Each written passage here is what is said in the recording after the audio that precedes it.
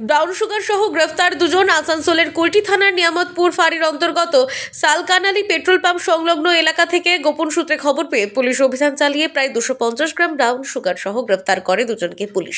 অভিযুক্তদের নাম হর্ষকুমার বানওয়াল, নিয়ামতপুর ফাঁড়ির আলটি এলাকার বাসিন্দা, ও ফারিকুল শেখ, মুর্শিদাবাদের বাসিন্দা। বুধবার ধৃত দুজনকে আসানসোল আদালতে পেশ করা হয়। তদন্তের স্বার্থে পুলিশি হেফাজতে নেওয়া হবে বলে খবর। গোটা ঘটনা তদন্তে নিয়ামতপুর ফাঁড়ির পুলিশ। অন্যদিকে আসানসোল দক্ষিণ থানার পুলিশ অভিযান চালিয়ে কালীপাহাড়ি এলাকা থেকে 20 কেজি গাঁজা সহ দুজনকে গ্রেফতার করে। আজ আসানসোল আদালতে তোলা হয় ধৃতদের, এবং এর মধ্যে একজন মহিলা এবং একজন পুরুষ রয়েছেন। ঘটনার তদন্তে পুলিশ।